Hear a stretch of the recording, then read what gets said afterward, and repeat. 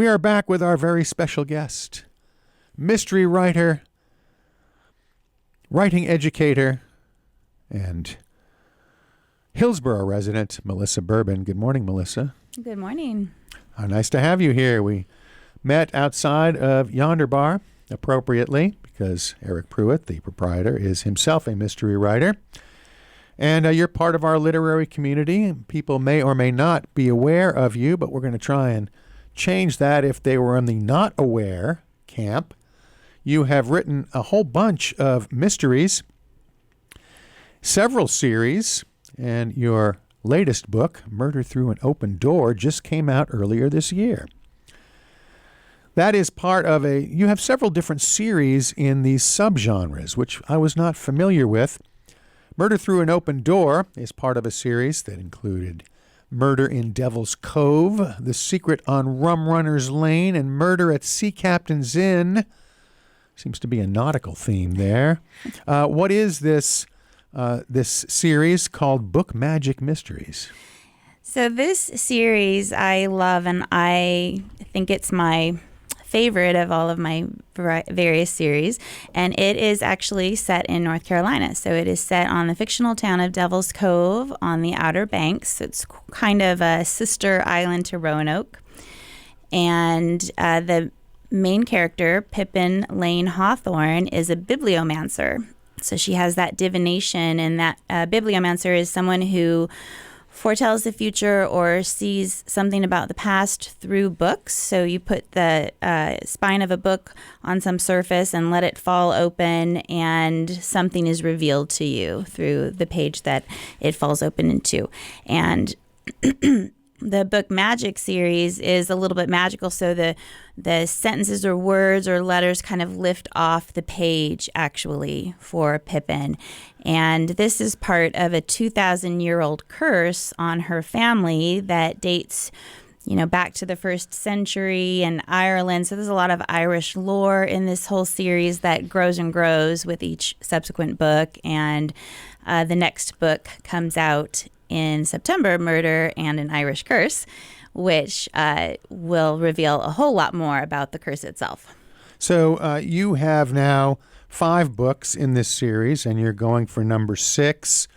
At what point do you decide to start a new series, and at what point do you decide that the series has run its course?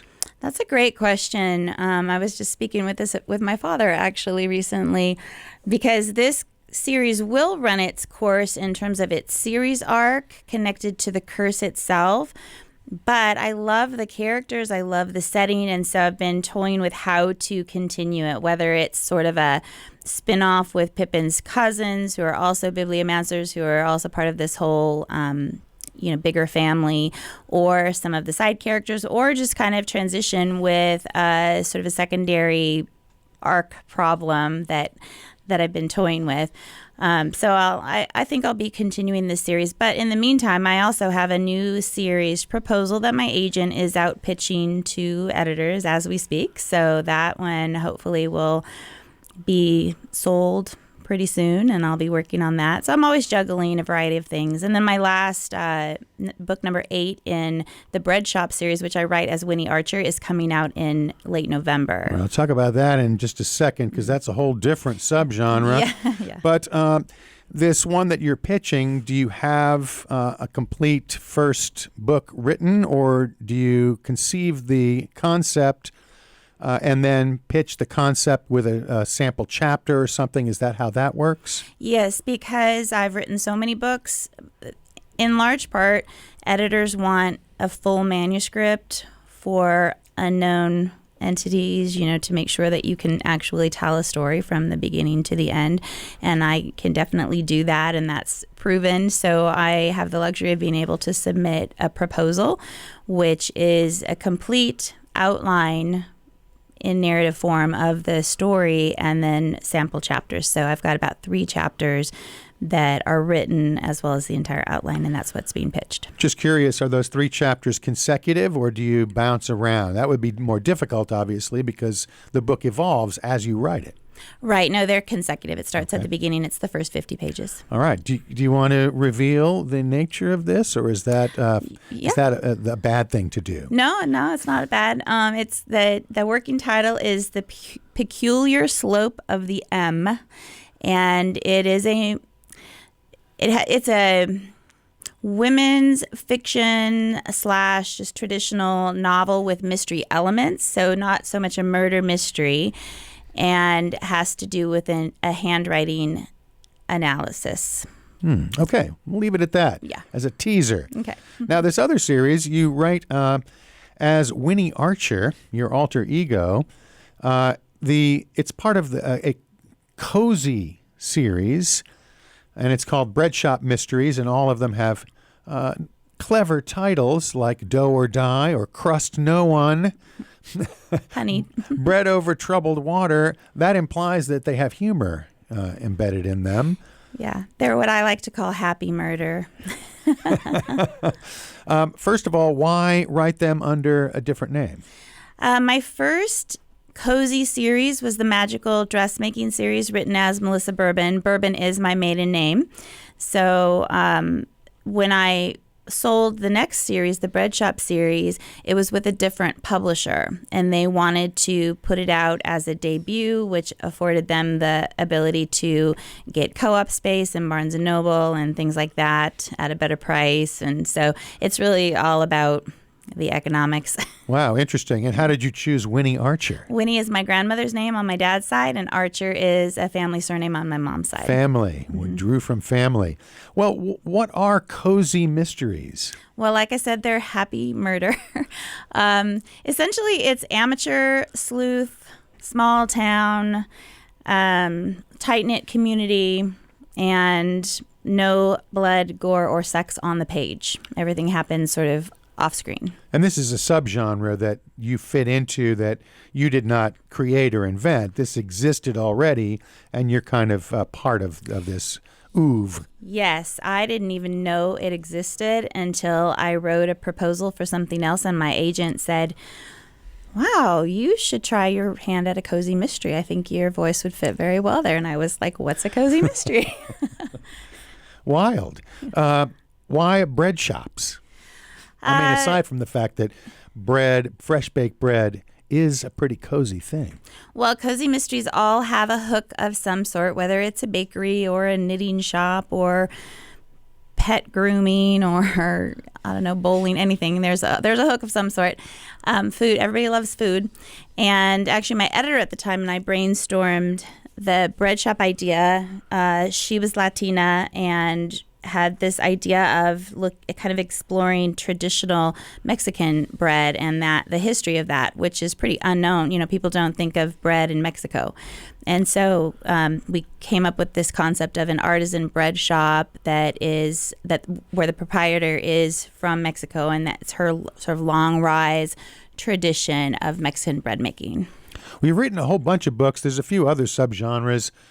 Did you just dabble in those, or are those some things that you will go back to, like legend novels and light paranormal romance? Yeah, the light paranormal romance storybook charm, that was kind of a one-off.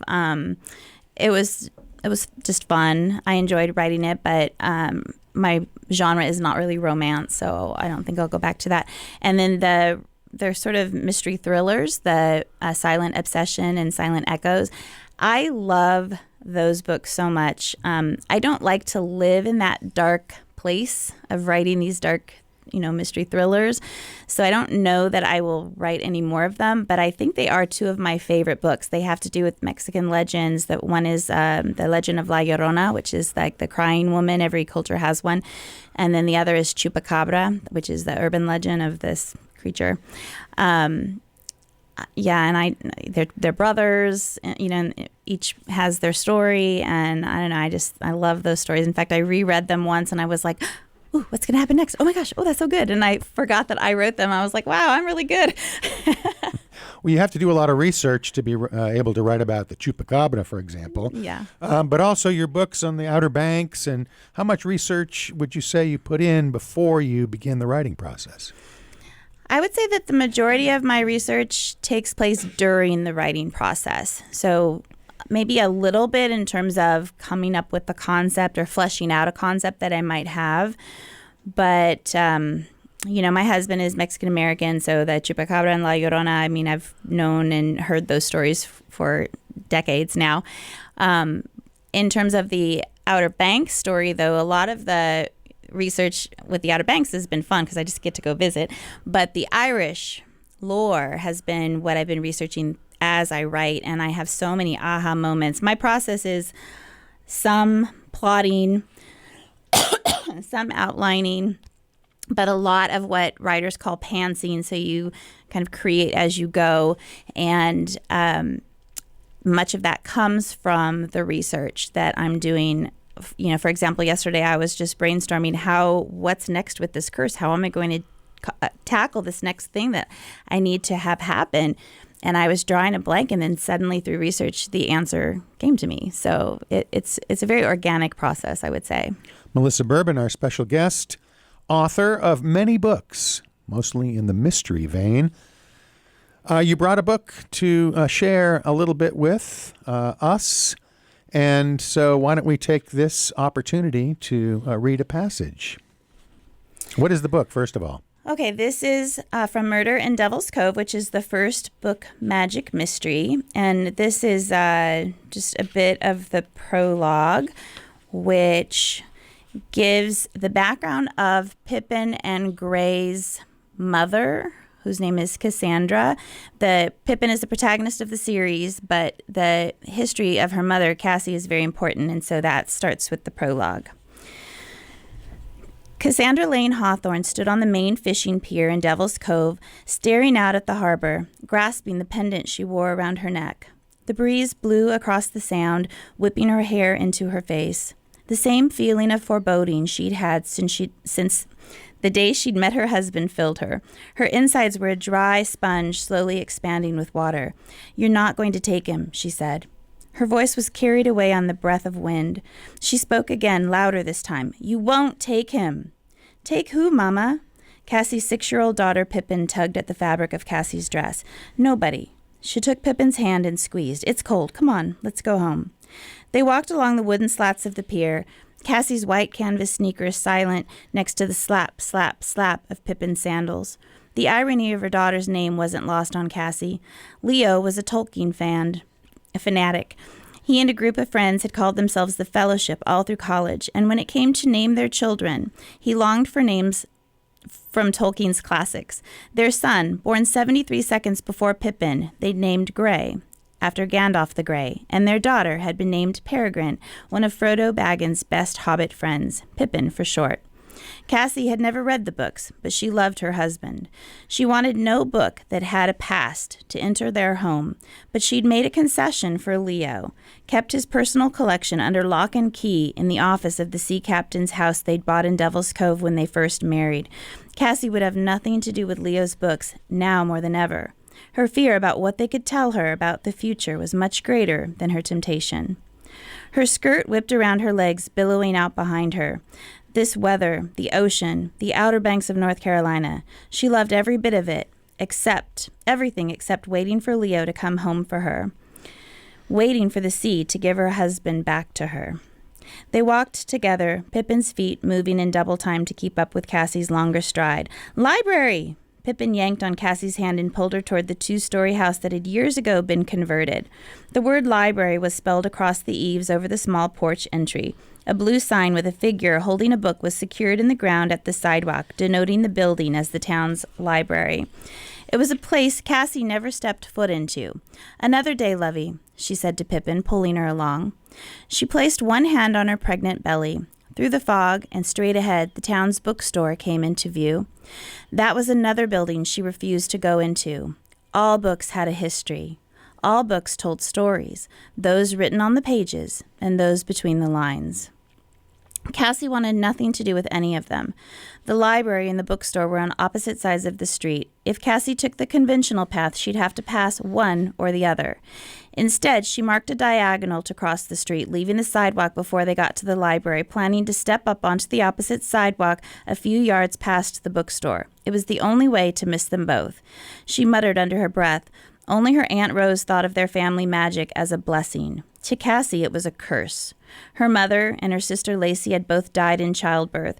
Her great-grandfather, grandfather, and father had all been taken by the sea. Cassie had left the West Coast and the only family she had, only to fall in love with Leonardo J. Hawthorne, a bookish fisherman from the Outer Banks. Her destiny to live by the sea was fulfilled. She couldn't escape it. That was the truth of the matter. Cassie grabbed hold of Pippin's hand and hurried on, dipping her head against the cold wind. She touched her swollen belly again. She'd survived childbirth, but would she be able to tempt fate twice? And what about Leo? He'd joined the Lanes through marriage, but had Cassie only transferred the curse to him? Would he be able to escape the fate of the men in her family? For that matter, how could she keep Gray off the water and safe? A passage from the book Murder in Devil's Cove, a murder mystery set on the Outer Banks, part of a series of 5, soon to be 6 books, read and written by Melissa Bourbon, our special guest. Let us now talk about some of the other literary things that you do. You have a new idea, new concept that you have created called the Writer's Spark Academy. And this is an online series of go at your own pace workshops. Field Guide to Writing a Cozy Mystery, for example, is one of the first Writer's Spark Academy modularly presented video lessons in how to write. You have others as well. And to tell us what inspired you to create this. Well, I was a middle school teacher for a long time, and teaching is in my blood, I guess I would say. And I also have taught adult education at Southern Methodist University in Dallas and with the OLLI program here at NC State. And I don't know, sometimes being in that creative world of writing fiction is wonderful, but sometimes I feel like I need to do something else also to give myself a break and, kind of recharge, refill the well, as they say. And, just with the pandemic and everything that's been going on, online learning has really boomed. And I got to thinking about delving into that area and what I would want to teach, which is, of course, how to write a novel. So that's kind of where it started. And from there, as you said, I've developed several major courses, master courses, so Field Guide to Writing a Cozy Mystery, and then 30 Days to Craft Your Novel, which is really like all the foundation elements of novel writing, from character development to scene structure, story structure, tone, mood, dialogue, everything else. So a fee gets you access to each of these instructionals.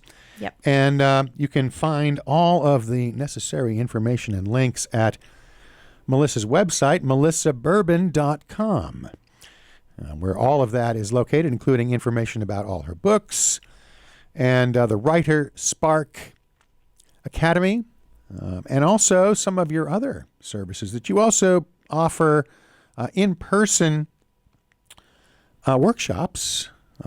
People can hire you. That, of course, had to be put on hold, I imagine, during the pandemic. Are you looking to relaunch those and maybe travel a little bit and present in person? Maybe a little bit. I know a lot of the chapters for the national writing organizations are sticking with Zoom presentations for now, yes. So that makes it a little bit easier. But yeah, I'm definitely open to doing that again and presenting, especially with the writing organizations. And then actually I just applied to teach a few classes at the Durham Art Center and the Art Center in Carborough. So we'll see if any of that pans out. But yeah. Very busy, aren't you? Yeah. Another thing that you do is provide editing and critiquing services for other people's manuscripts. This combines your education focus with your writing focus in an interesting way. If folks have a manuscript, especially if they're fairly novice writers, then you can review their work. You can do line edits or a general critique. How is that going? Do you market that in particular, or is it just part of your services and people find you? Yeah, it's just something that I do once in a while, and people find me, and if they search and find me and reach out to me and it's a good fit, then I will definitely take on clients. But it's not something I do a lot of because, as you said, I'm busy and I have to pick and choose where I want to spend the majority of my time, and that tends to be with writing my books and with Writer Spark Academy. But yeah, I have done quite a bit of editing in the past, and I would say I probably do 3 or 4 projects a year for people. You specialize in general fiction, but in particular mysteries, especially cozy mysteries. You've become an expert in that field, and women's fiction. So you can submit a request through melissabourbon.com for that. We have just a little bit of time left, but I wanted to ask how you found your way to Hillsborough. You were in Texas, in Houston and Dallas. Denton, more precisely, and also in Vail, Colorado, going where the teaching jobs were. But what about Hillsborough? How did you make your way from out west to down east? Yeah, and further west even, born and raised in California, which is where I met my husband in California. And yeah, we've just slowly made our way across the country. I've always had a thing for the Southeast. Really, I went to a writing workshop week in the Low Country in South Carolina down at Isle of Palms, and I just fell in love with the whole area. And when my husband was looking to make a change in his job, he's in education, he's currently principal of Cedar Ridge High School, we just searched this area because we were just really drawn to it. And then when we were working with our real estate agent and she found out what I did and kind of what our daily life was like and what kind of town we wanted to live in, she threw out Hillsborough. She's like, oh my gosh, really? you guys will She love directed you. Well, Yep. Let's give a shout out to your real estate agent, because most real estate agents direct people to Cary or Garner or other places, are not aware of Hillsborough's literary achievements and the vast number of authors. But that's really amazing that your real estate agent was able to point you in this direction. And now your husband is working at Cedar Ridge High School, so it makes sense that you're here in Hillsborough. Well done. Yeah. Yes. We love it. And you moved here when? It's been 3 years now. So you were able to find a place. Yes, before it went crazy. Yes, it was already beginning to go crazy, those of us who have been around longer. However, now it's really crazy, but it's crazy everywhere. Yep. So, Melissa Bourbon, our special guest, who also writes as Winnie Archer. You can find her books pretty much anywhere where good books are sold. Are you there at Purple Crow? I am there at Purple Crow, and Sharon loves the Book Magic series. Actually, I'm going to be a guest at her book club one of these days, she says. Barnes & Noble, of course, in Durham, online, anywhere. So, yep. Well, good luck with your new book. How many projects do you have going on at once? Is it just you focus on a single book, so you're working on the one that's going to be published in September, or are you able to move from subgenre to subgenre and have a couple of projects working simultaneously? I do have a couple working simultaneously, and mostly that's out of necessity. So I do have the book that is coming out in September that I'm working on, but I also have a novella that I need to get done before that. So I kind of go back and forth depending on how well the words are flowing with the novel, so I juggle a little bit, but it's definitely easier to stick with one thing at a time if I can arrange my schedule that way. Last question, and I should have, this is kind of out of order. This should have come somewhere in the middle of the conversation. How did you get started writing mysteries? Have you always enjoyed writing? And what about mysteries drew you to launch into that realm? Yeah, good question. So I have 5 kids. And after the first couple, it was clear that my salary was going to daycare, so it made sense for me to stay home and raise the kids, which is what I did. And I've been back and forth with teaching ever since. And I started writing at that point as something to do to keep my brain active, outside of toddler world. And I started meeting with a friend once a week or once every other week to just write, to just brainstorm and write and journal and stuff like that. And before long, I had a character, and then she had a brother, and then she had a family, and then there was this whole potential for a series. And when I thought, okay, well, if I was actually to put this into a book, what would I do? And I grew up on Nancy Drew and the Bobbsey Twins and Agatha Christie and all of that. So turning it into a mystery series was the logical choice to make. And that's what I like to read. So that's what I write. Good luck with everything, Melissa Bourbon. Thanks for joining us this morning. Really Thank you. appreciate it. And we'll be following your exploits. Thank you so much.